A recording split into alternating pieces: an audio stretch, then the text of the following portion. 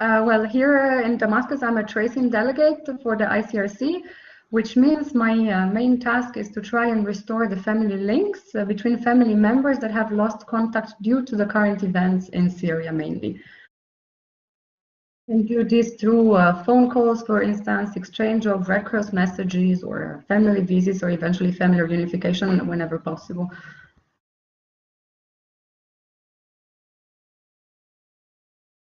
We have a visitors room, and the ICRC for them is sort of, let's say, a sitting room where they can take their time, they can sit with us, they would have with us a cup of coffee or tea or just some water, and they can relax and share with us all the information they have about their relatives they are looking for. And of course, they can share their emotions as well. So it's usually very emotional because although people here usually they have lost many things, they might have lost their house, their car, their job, they might have lost some relatives.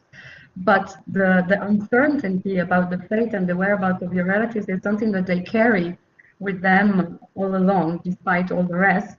It's also a lot of moral support. What matters is for them to know that there is someone apart from themselves that cares about the fate of their relatives that have lost contact with them, and then that someone is trying to find out what has happened to them, to find them and to restore the contact.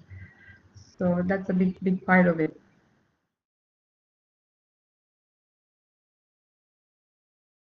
There are sometimes negative moments, either when we receive bad news that we have to deliver to the families, or when we realize that the humanitarian needs are huge, and of course we have limits as human beings and as an organization. So of course responding to these huge needs is always very challenging, and sometimes you might feel indeed helpless. It's almost overwhelming sometimes. But the good thing is, to me, of course, to recall these positive stories, because this helps me to realize that even if it's not possible for us to reach everyone and to help everyone and to have a positive impact on everyone, for those people that we manage to support and to help, we do make a difference. Like, our action has a meaning, even a simple action as a phone call or a letter.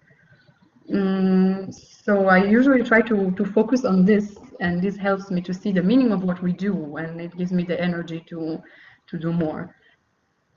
There is one thing that I would never forget, and that I've learned here in Syria through our beneficiaries, which is an Arab saying that goes like, the shipwrecked holds on to a straw, which somehow indicates how big of a hope you can give to families by simply trying to establish the fate and whereabouts of their relatives with whom they have lost contact.